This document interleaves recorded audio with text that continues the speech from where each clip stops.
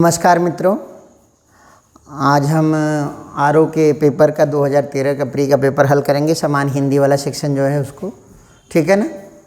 तो देखिए, देखा जाता है 2013 की प्रारंभिक परीक्षा का पेपर है। पहला प्रश्न कह रहा है कि निम्नलिखित में से विशेषण शब्द का चयन कीजिए। कौन सा चयन करना है मित्रों? विशेषण शब्द का। तो विशेषण क्या करता है? विशेषता बताता है। क्या बताता है? विशेषता बताता है। और विशेष क्या होता है? जिसकी विशेषता बताई जाती है। तो अगर हम ध्यान रखेंगे कि विशेष क्या होता है? संज्ञा या सर्वनाम, और विशेषण क्या होता है? उसकी विशेषता बताता है। तो यानी नाम है तो विशेष्य है, और नाम नहीं है तो विशेषण है। और यहाँ देखिए, जब संख्या होती है, कोई भी संख्या हो जाएगी तो क्या हो जाएगा? विशेषण हो जाएगा। तो पांचवा क्या हो जाएगा मित्रों? विशेषण हो जाएगा, ठीक है ना। अगला है ऋषि। संज्ञा शब्द से विशेषण, ऋषि से आर्ष बनता है। क्या बनता है? आर्ष। तो दूसरे का ये होगा आर्ष, ऋषि का विशेषण आर्ष। व्याकरण की दृष्टि से कौन सा शब्द विशेषण नहीं है? भयभीत विशेषण है, ठीक है ना। भीरु विशेषण है, निर्भीक विशेषण है, लेकिन भय विशेषण नहीं है। तो इसमें उत्तर क्या हो जाएगा मित्रों? भय। जो संज्ञा होता है वो कभी विशेषण नहीं होता है, तो क्या हो जाएगा? भय हो जाएगा। एक प्रतिभा संपन्न छात्र का विशेषण क्या हो जाएगा? मेधावी। क्या हो जाएगा? मेधावी। क्वेश्चन नंबर 4 का हो जाएगा डी, ठीक है ना मित्रों। नीली साड़ी में कौन सा विशेषण है? तो जानते हैं, जब वाक्य दिया रहेगा ना तो ऐसे पहचानेंगे। कैसी साड़ी? तो नीली। कैसा की जगह पे जो आएगा वो विशेषण होगा, और उससे सटाई जो होगा वो विशेष्य होगा। तो कैसी साड़ी? नीली साड़ी। तो ये क्वालिटी बता रहा है, क्वालिटी बता रहा है, तो ये क्या हो जाएगा? गुणवाचक विशेषण। जब क्वालिटी बताता है, अच्छा बुरा ये सब बताता है, तो कौन सा हो जाता है? गुणवाचक विशेषण। क्वेश्चन नंबर 6, बड़ा घर, छोटा आदमी और नीला वस्त्र में विशेष्य कौन कौन से हैं? तो विशेषण वो होता है जो विशेषता बताता है, और जिसकी विशेषता बताता है वो विशेष्य होता है। तो कैसा घर? बड़ा घर। तो जानते हैं क्या हो गया? बड़ा विशेषण हो गया, और घर क्या हो गया? विशेष्य हो गया। छोटा विशेषण हो गया, और आदमी विशेष हो गया। नीला विशेषण हो गया, वस्त्र विशेष हो गया। तो क्या हो गया? घर, आदमी और वस्त्र, ये तीनों क्या हो जाएंगे? विशेष्य हो जाएंगे, ठीक है। 7वां है विशेष्य कौन सा है? विशेष्य कौन सा है? तो जानते हैं क्या होता है? जो नाम होता है, ठीक है ना, वो विशेषण होता है, ठीक है ना। जो नाम होता है वो विशेष होता है, और जो नाम नहीं होता है वो क्या हो जाता है? विशेषण हो जाता है, ठीक है ना। कह रहा है सीताराम, रमापति, रामलला, बुद्धिमती स्त्री और सीताराम, ठीक है ना। 4 शब्द दिया हुआ है। तो देखिए मित्रों, ठीक है ना। अब यहाँ बुद्धिमती स्त्री ये विशेषण हो जाएगा, ठीक है ना। रामलला, सीताराम, तो ये क्या हो जाएगा? सीताराम विशेष्य हो जाएगा। सीताराम क्या हो जाएगा मित्रों? विशेष्य हो जाएगा। निम्नलिखित विशेषण विशेष में कौन सा गलत है? सर्वसुलभ, ताजी रोटी, कर्मनिष्ठ, ये सब विशेषण विशेष्य हैं, लेकिन भाव विह्वल ना क्रिया विशेषण होता है। तो कौन सा सही हो जाएगा? भाव विह्वल। कौन सा सही हो जाएगा? भाव विह्वल, ठीक है ना मित्रों। आगे देखते हैं परिमाणवाचक क्रिया विशेषण का वाक्य कौन सा होगा, यानी ये अमाउंट बताएगा। तो कि देखिए, ये अमाउंट नहीं बता रहा है, ये अमाउंट नहीं बता रहा है, वह बहुत थका हुआ है। क्या हो जाएगा? वह बहुत थका हुआ, तो परिमाण हो जाएगा। तो option number A. Question number 10 कहता है निम्नलिखित में विशेष्य कौन है? विशेष्य हमेशा देखते जब कोई नाम होगा तो विशेष हो गया। इसमें आग क्या है? नाम है। किसी वस्तु को ना आग कहते हैं तो आग क्या है? नाम है। अग्नि क्या है? नाम है। तो ये क्या हो जाएगा? विशेष्य। क्वेश्चन नंबर 11 देखते हैं। पर्यायवाची शब्द का अर्थ होता है जो समान अर्थ दे। क्या दे? जो समान अर्थ दे। तो पर्यायवाची शब्द का अर्थ क्या हो जाएगा? समानार्थी। 11 नंबर का डी ऑप्शन हो जाएगा। यमुना का पर्यायवाची क्या होगा? तो जानते हैं कालिंदी होता है। यमुना का पर्यायवाची क्या होता है? कालिंदी। यामिनी मतलब होता है रात, और भागीरथी किसे कहते हैं? गंगा को, ठीक है ना। तो ये ध्यान रखेंगे, यामिनी रात को कहते हैं और भागीरथी गंगा को कहते हैं। कालिंदी क्या हो जाएगा? यमुना हो जाएगा, ठीक है। चलिए, निम्नलिखित में से कौन सा शब्द निशीथ का पर्यायवाची नहीं है? निशीथ का मतलब होता है मित्रों रात, तो रात का पर्यायवाची है रजनी है, निशा है। तम मतलब होता है अंधेरा। तम मतलब क्या होता है मित्रों? अंधेरा होता है। तम मतलब क्या होता है? अंधेरा। तो सही उत्तर क्या हो जाएगा? ऑप्शन नंबर सी हो जाएगा। अगला देखते हैं, सूर्य का पर्यायवाची कौन सा है? तो देखिए मार्तंड, सूर्य का पर्यायवाची क्या होता है? मार्तंड होता है, ठीक है ना। ये भास्कर की जगह क्या लिख देता? भास्कर। अगर भास्कर लिख देता तो ये भी क्या हो जाता? पर्यायवाची हो जाता। तो मार्तंड क्या होगा? सूर्य का पर्यायवाची होगा। निम्नलिखित में से कौन सा शब्द अरविंद का पर्यायवाची नहीं है? तो अरविंद का मतलब होता है मित्रों कमल। अरविंद का क्या मतलब होता है? कमल। तो देखिए पंकज का मतलब भी क्या हो गया? कमल, जो कीचड़ में खिलता हो। अम्बुज क्या है? पानी में खिलता हो, ये भी क्या हो गया? कमल। जलज क्या हो गया? ये भी हो गया कमल। लेकिन मिलिंद जानते हैं, भौरे को कहते हैं। मिलिंद किसे कहते हैं? भौरा। तो ऑप्शन नंबर ए सही हो जाएगा। कह रहा है अरविंद का पर्यायवाची नहीं होगा, तो ऑप्शन नंबर ए सही हो जाएगा, ठीक है ना। बिजली शब्द का पर्यायवाची नहीं है, ठीक है ना। तो देखिए चंचला बिजली है, तड़ित बिजली है, दामिनी बिजली है, लेकिन बितुंडा बिजली नहीं है। तो ऑप्शन नंबर ए हो जाएगा। प्राची, प्राची का मतलब होता है पूर्व। प्राची का विलोम प्रतीची होता है। क्या होता है? प्रतीची। लेकिन इसका पर्यायवाची पूछ रहा है, इसका क्या हो जाएगा? प्राची का पर्यायवाची क्या हो जाएगा? पूर्व। तरंग शब्द का पर्यायवाची क्या है? अब देखिए मित्रों प्रज्ञा तो होगा नहीं, प्रज्ञा मतलब होता है बुद्धि। ये क्वेश्चन मुझे डाउटफुल लग रहा है। प्रज्ञा होता है बुद्धि, जलधि होता है समुद्र, पुष्कर होता है तालाब, और कूल होता है किनारा। कूल होता है किनारा, ठीक है ना। तो ये क्वेश्चन थोड़ा सा डाउटफुल है। तरंग का पर्यायवाची, ठीक है ना, ऐसे समझे रहिएगा। जंगल शब्द का पर्यायवाची है कांतार होता है। जंगल का क्या होता है? कांतार होता है। क्रोध शब्द का अमर्ष होता है। यहाँ देखिए संताप मतलब अफसोस, जिसे आप कहते हैं अफसोस, ठीक है ना। वैमनस बेईमानी, बेईमानी हो जाता है। भीति मतलब होता है डर, अमर्ष मतलब होता है क्रोध। तो अमर्ष हो जाएगा, क्रोध का क्या हो जाएगा? अमर्ष हो जाएगा, ठीक है मित्रों। अब क्वेश्चन नंबर 21 देखेंगे। तिमिर का विलोम, तो पहले अर्थ जानना जरूरी है। तिमिर मतलब अंधकार। तिमिर का अर्थ क्या होता है? अंधकार। तो इसका विलोम क्या हो जाएगा? आलोक। आलोक का क्या अर्थ होता है? प्रकाश। तो ऑप्शन नंबर ए हो जाएगा, ठीक है मित्रों। प्रत्यक्ष का विलोम, प्रत्यक्ष जो सामने है, परोक्ष जो सामने नहीं है। तो प्रत्यक्ष का विलोम हो जाएगा परोक्ष। सामान्य का विलोम हो जाएगा विशिष्ट। सामान्य मतलब होता है साधारण, इसका विलोम क्या हो जाएगा? विशिष्ट। अमर का विलोम हो जाएगा मर्त्य, जो मरने वाला हो। अमर का क्या विलोम हो जाएगा? मर्त्य। उपकार का विलोम अपकार। 25 नंबर देखेंगे, उपकार का विलोम अपकार, ठीक है मित्रों। आगे देखते हैं। आविर्भाव, आविर्भाव मतलब होता है उत्पत्ति। इसका क्या अर्थ होता है? उत्पत्ति। और इसका उल्टा होता है तिरोभाव, समाप्ति। समाप्ति। तो इसका विलोम क्या हो जाएगा? आविर्भाव का विलोम क्या होगा? तिरोभाव। उक्त कहा गया, तो क्या हो जाएगा मित्रों? अनुक्त, जो न कहा गया हो, ठीक है ना। निर्दय का विलोम, तो देखिए निर्दय का विलोम हो जाएगा सदय, ठीक है ना, जिसके मन में दया हो। उन्मीलन का अर्थ हो जाता है निमीलन। उन्मीलन मतलब जन्म या शुरुआत, और निमीलन मतलब मृत्यु या अंत। तो क्या हो जाएगा मित्रों? निमीलन हो जाएगा।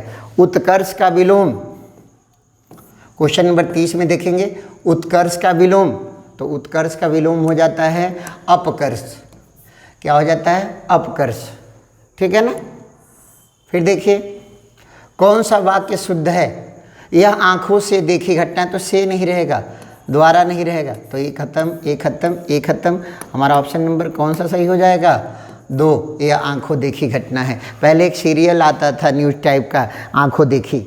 कौन सा आता था? नेशनल टीवी पे आता था, आंखों देखी, ठीक है ना, ठीक है ना। चलिए सर 32 नंबर देखते हैं। कौन सा वाक्य अशुद्ध है? आइंस्टीन के पास विलक्षण बुद्धि थी। विचित्र बुद्धि नहीं होगा, अलौकिक बुद्धि नहीं होगा, दैवी नहीं होगा, क्या हो जाएगा? विलक्षण बुद्धि थी। क्वेश्चन नंबर 32 का पहला ऑप्शन सही होगा। अब देखिए मित्रों क्वेश्चन नंबर 33 देखते हैं। कौन सा वाक्य शुद्ध है? शरदकालीन दिनों में, तो शरदकालीन का मतलब हो गया दिन या अनावश्यक लिखा है, यानी वाक्य अशुद्ध हो गया। शरद काल के दिनों में ये भी लिख दिया है, ये भी अशुद्ध हो गया। और शरद काल के दिनों में भी अशुद्ध हो गया। सही होगा ऑप्शन नंबर सी। शरद काल में चंद्रमा की शोभा देखने योग्य होती है। शरद काल का ही मतलब हो गया कि शरद टाइम में। काल लिख दिया तो टाइम लिखने की ज़रूरत नहीं है, दिन लिखने की ज़रूरत नहीं है। कौन सा वाक्य शुद्ध है? तो देखिए मित्रों, दही जो है ना पुल्लिंग है, दही क्या है? पुल्लिंग है। दूध वाले सभी प्रोडक्ट क्या होते हैं? पुल्लिंग होते हैं। ध्यान रखिएगा, दूध के सभी प्रोडक्ट क्या होते हैं? पुल्लिंग होते हैं। तो दही खट्टा है कि दही खट्टी है? तो दही खट्टा है। ऑप्शन नंबर बी, 34 का ऑप्शन नंबर बी सही होगा। हमेशा याद रखिए कि दूध के सभी प्रोडक्ट क्या होते हैं? पुल्लिंग होते हैं।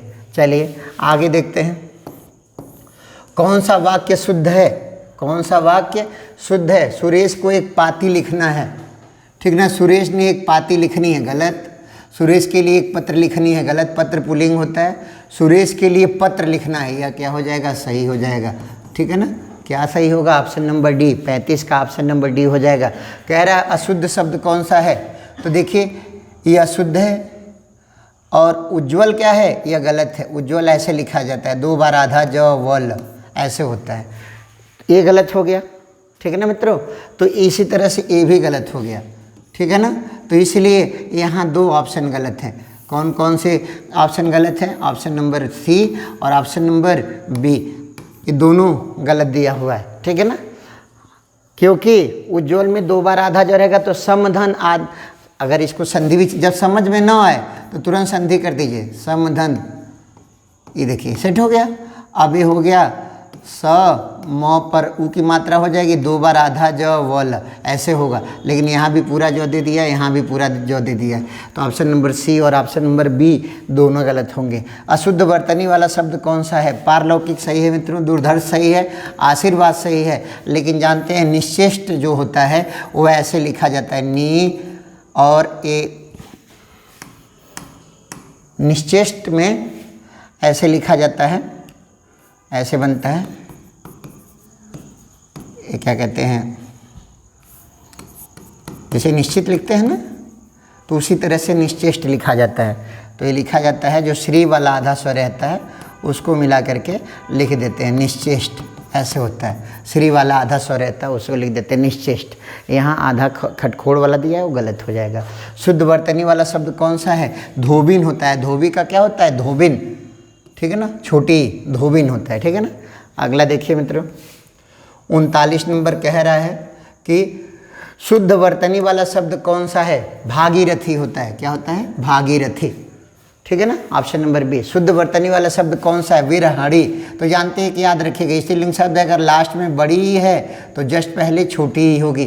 तो बड़ी है तो जस्ट पहले छोटी होगी। ऑप्शन नंबर सी सही होगा। ऐसे याद रखिएगा, अंतिम में अगर बड़की या तो उसके जस्ट पहले छुटकी या, बड़की या से पहले छुटकी या। अधिक बोलने वाला वाचाल होता है, अधिक बोलने वाला वाचाल होता है। अधिवक्ता वकील को कहते हैं, प्रवक्ता जो दूसरे के लिए बोलता है उसे कहते हैं, ठीक है ना। अधिक बोलने वाले को क्या कहते हैं?